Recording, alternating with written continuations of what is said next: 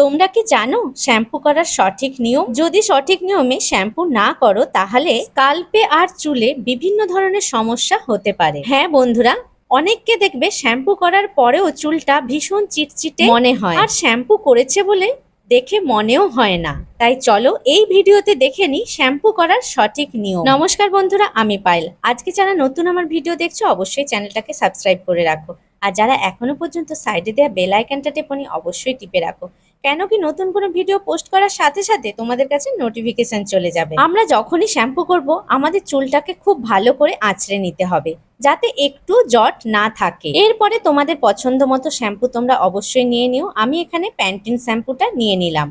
আর যে কোনো শ্যাম্পু ব্যবহার করার আগে আমাদের বোতলটাকে খুব ভালো করে নাড়িয়ে নিতে হবে। আর যখনই আমরা শ্যাম্পু করব কোনো একটা লিকুইডের মধ্যে আমরা শ্যাম্পুটাকে মিক্স করে নেব। এর আগে অনেক ভিডিও আমি দেখিয়েছি শ্যাম্পুতে বিভিন্ন ধরনের জল মিক্স করা, তো তোমরা পারলে সেই ভিডিওগুলো অবশ্যই দেখে নিও। ডেসক্রিপশন বক্সে আমি লিঙ্কটা দিয়ে দেব। যেমন এখানে আমি চাল ভেজানো জল দিয়ে মিক্স করছি, এর আগে একবার চায়ের লিকার দিয়ে মিক্স করেছিলাম, আরও একটা ভিডিওতে তোমরা দেখতে পাবে মেথির জল দিয়েও মিক্স করেছি।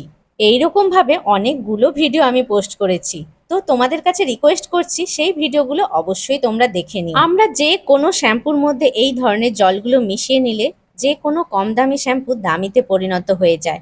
আর আমাদের ডিরেক্ট শ্যাম্পু না ব্যবহার করাই ভালো, কারণ আমরা বুঝতেও পারবো না কোন শ্যাম্পুতে কতটা কেমিক্যাল আছে যেটা আমাদের চুলের জন্য ক্ষতিকারক হতে পারে। এরপরে যখনই আমরা শ্যাম্পু করব প্রথমে চুলটাকে খুব ভালো করে জল দিয়ে ভিজিয়ে নেব। জল দিয়ে ভিজিয়ে নেওয়ার পর হাতে আমরা শ্যাম্পুটা নিয়ে স্কাল্পে খুব ভালো করে লাগিয়ে নেব। মাথার স্কাল্পে খুব ভালো করে শ্যাম্পুটা লাগিয়ে আমরা মাথাতে আঙুলের সাহায্যে মাসাজ করব। খুব ভালো করে চারিপাশে মাসাজ করতে থাকবো যাতে করে ভিতরে যত ময়লা নোংরা বেরিয়ে আসবে। আর প্রথমবার শ্যাম্পু করার সময় তোমাদের ফেনা হয়তো অতটা উঠবে না, তো আমরা এরকম ভাবে 2 থেকে 3 বার পর পর করে নেব। স্কাল্পে প্রথমবার শ্যাম্পু দেওয়ার পর আমরা ধুয়ে নেব।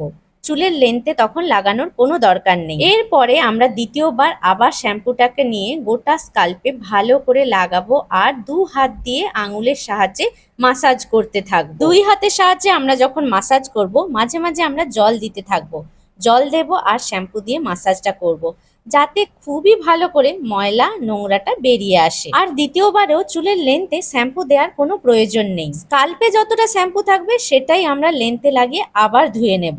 আর দ্বিতীয়বার ধোয়ার পরে তৃতীয়বারে যখন আমরা শ্যাম্পুটা লাগাবো স্কাল্পে লাগিয়ে লেন্থেও এভাবে লাগাতে লাগাতে মাসাজ করব। আর তৃতীয়বারে দেখবে ফেনাটা খুব ভালোভাবে বোঝা যাবে। তৃতীয়বার স্কাল্পে আর চুলে এরকম মাসাজ করে ধুয়ে নেওয়ার পর চতুর্থবার যদি তোমাদের প্রয়োজন হয় তাহলে আবারও করে নিও, কেন কি অনেকে ধরো অনেকটা দেরি করে শ্যাম্পু করলে 4 বার শ্যাম্পু করার প্রয়োজন হতে পারে। তো বন্ধুরা, তোমাদের যদি ভিডিওটা একটু হেল্পফুল বলে মনে হয় অবশ্যই একটা লাইক কমেন্ট আর শেয়ার করো।